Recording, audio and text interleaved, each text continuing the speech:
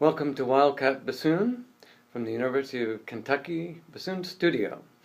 Today we'll look at the second excerpt from the Kentucky All-State Auditions.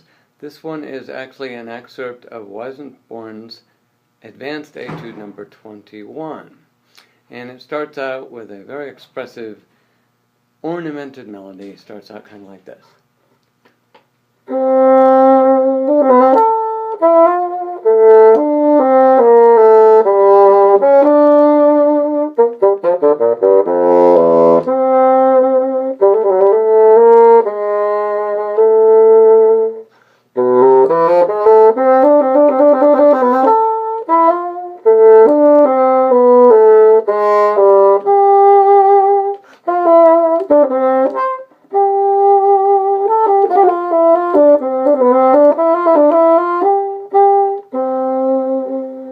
Goes on from there. So you can hear there's a lot of fast notes within a slow melody. Sometimes it's easiest with an ornamented melody like this to kind of simplify things. And the first thing that I played could be simplified to sound like this.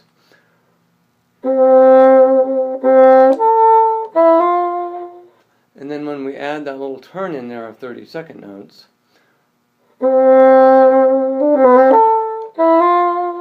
it just gives a little more of a springboard up to that high leap.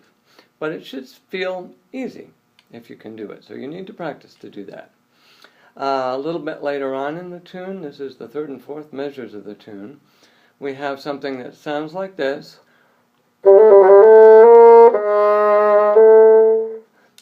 It could be simplified quite easily to something like this. We have three notes leading into a downbeat A. And one of those notes has a big curly Q around it. We're going to play 5 notes there, and then instead of landing on the A, I'm going to land below the A, kind of a surprising note, G sharp. So instead of I get,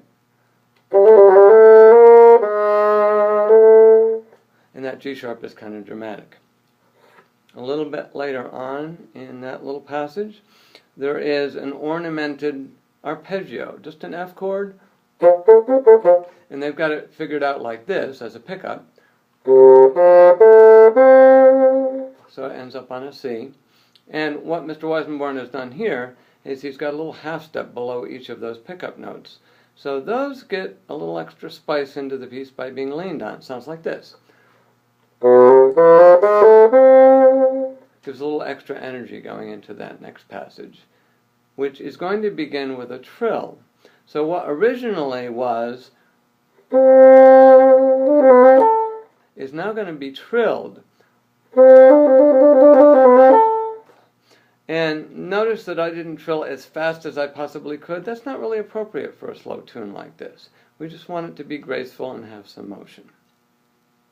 Moving on a little bit into the 7th measure, you have another turn ornamented in the music. It says actually a trill, but this is only on a 16th note. So I'm just going to do 3 notes there. And the passage without the trill would sound like this. And I'm just going to take the one note that says trill and make a triplet out of it. Again, just sort of makes it fancy. If you really had trouble negotiating that, you could leave it out and play without the trill to be fine. Right before that trill, you've got to go up to one of the higher notes on the bassoon. To me, this almost sounds like a yodeling passage or something. So that bottom note gets some nice substance to it, and then we fade away for the other one.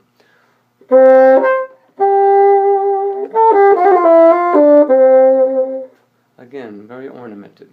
That goes right into the next measure with more ornamentation. Without the little curly Q's, it would sound like this.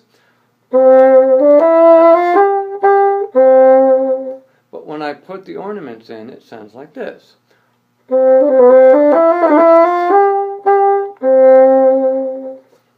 So basically, 16th note, triplet 30 seconds, 2 16th notes. To get up to that G.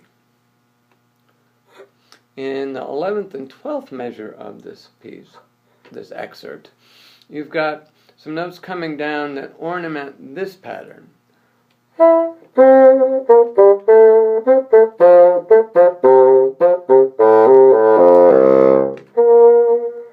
So mostly that's just an F major chord. There's a C7 chord right before that, but it's just arpeggios. That might not be the most interesting thing in the world and seem a little plain compared to the rest of the piece. So Mr. Weissenborn has ornamented it by adding some notes that are outside the key. Sounds like this.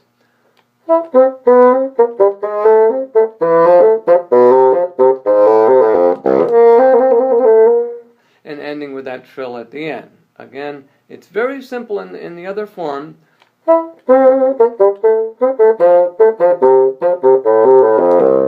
But the form that he gives it a lot more energy, I would say. And ending up, we actually get this triplety fast rhythm that really drives into that low C. Finally, if we skip towards the end of this piece, there's a passage going into a low F that sounds like this.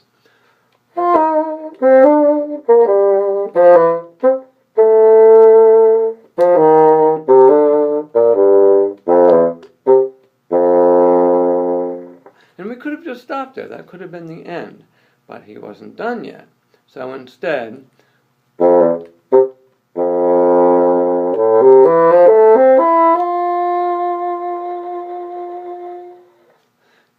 sort of a graceful flourish at the end. Now that flourish is comprised of two parts.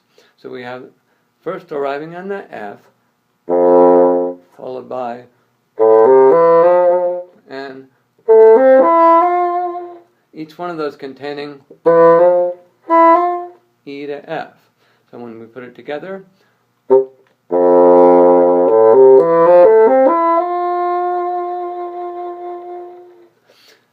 get your nice graceful finish. So as you go through this, remove the ornaments first, learn how to play it that way, and I'll try to post a simplified version of some of these things on the site, and work at it that way rather than just playing through it without trying to do all these ornaments. Get the basic melody first, and then gradually add back some ornaments. So good luck, everybody. See you next time.